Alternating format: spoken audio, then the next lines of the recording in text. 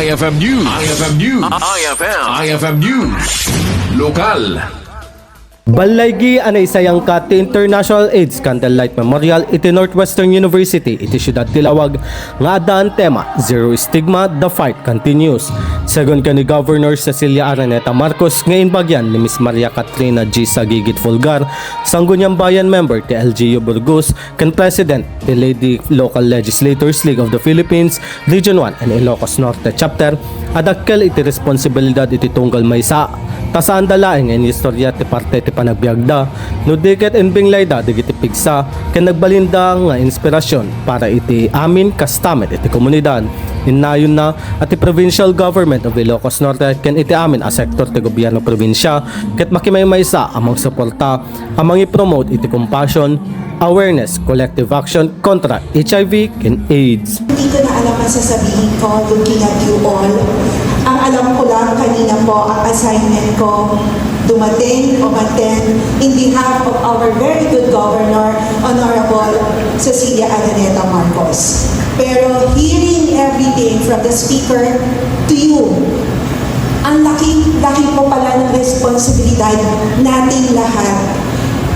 You didn't just share to us yung part of your journey or your life, pero you shared with us your strength and your bravery po. And that's a big thing for us. You inspired us to do more and be more for you all. Hindi lang para sa mga namin, pero para sa community natin.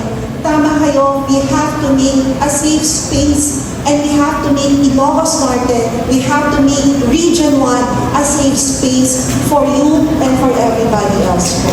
Mainaay kiti daytoy inbatad ni Provincial Director TDI-LG Ilocos Norte, Director Reggie Arcolisaw, ngayon bagyan ni Ms. Jeslen Tesoro, Provincial Program Manager aganda ti programa, ket saan laing agpasindi iti silaw tap numalagip digiti tattauan na tayo gapo iti HIV AIDS, no diket di mangipay iti silaw, tipigsa, panangawat ken panagkaykaysa para kadagita agtultuloy alumablaban. Mula po sa TDI-LG Ilocos Norte, headed by our Provincial Director, Director Reggie Arcolisaw, ipinapahayag po namin ang aming buong suporta sa paggunita ng International AIDS Candlelight Memorial 2026 po na may temang hashtag Zero Stigma, Like the Legacy, Remember, Advance, Act.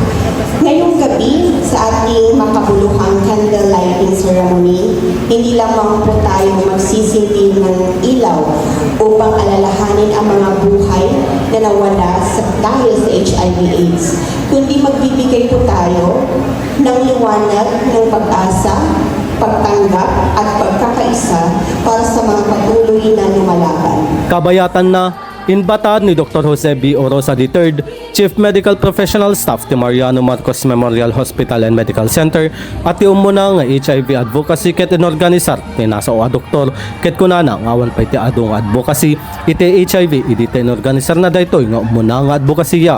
Inayon na ang maragsakan iso na gaputa adon ti advocate may panggep iti HIV taam muna anaregat ang maikat kadagiti tattao ti stigma ken kunana asaan nakaya ti health center nga agmay sa ang mga advocate iti daytoy nga HIV awareness. When I see a lot of agencies here, this is actually a dream come true for me.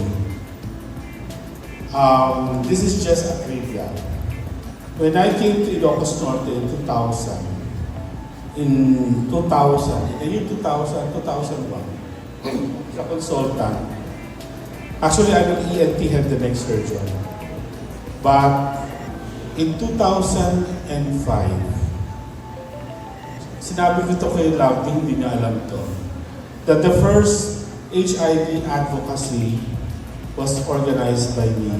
Kamaudyanan na inayo na Dr. Orosa aday ito'y nga aktibidad ket tapno makita ken agbalin nga open-minded digiti tattao saan laing digiti naganak kastamet iti komunidad may panggep iti panakamo ken panangsaluhan iti bagi iti HIV.